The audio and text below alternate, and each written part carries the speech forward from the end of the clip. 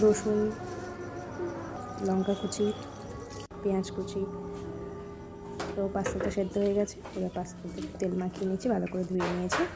এবার কড়া বসালাম, কড়াতে রিফাইন তেল দেবো।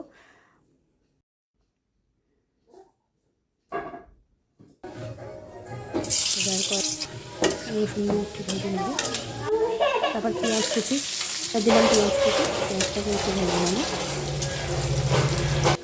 তারপর দিয়ে দেবো ডিমকে দিয়ে আমি এখানে অ্যাড করেছি, আপনারা আপনাদের ইচ্ছা মতন অ্যাড করতে পারেন, কোনো ব্যাপার নেই।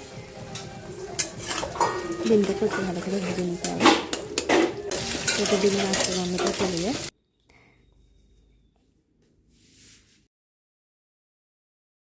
তারপর আমি এখানে অ্যাড করছি টমেটো কুচি,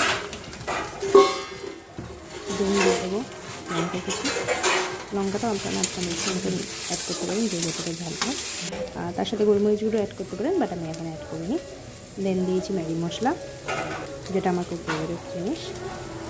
ম্যাগি মশলা আমি বেশ কিছু জিনিসেই খাই, আমার খুব ভালো লাগে ম্যাগি মশলা খেতে।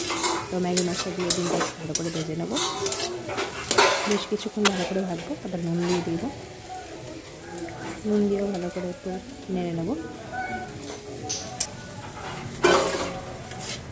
ভালো করে ভেজে নেওয়ার পর মনে হয়েছে একটু নুনটা কম আছে, তো আরেকবার একটু নুনটা দিয়ে দিয়েছি। দেন পাস্তাটা অ্যাড করে দেবো।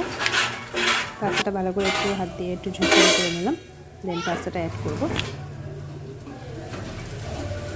পাস্তাটা অ্যাড করে খুব ভালো করে মিক্স করতে হবে, দিয়ে যতক্ষণ পারবে ততক্ষণ নেড়ে নিতে হবে, মানে ভালো করে একটু ফ্রাই করলে ভালো লাগবে খেতে। তো তারপরে একটু নুন অ্যাড করেছি, আমার একটু কম মনে হচ্ছে। দেন ম্যাগি মশলা দিয়ে দিয়েছি, দিয়ে আবার ভালো করে আরও নেড়ে নিয়েছি।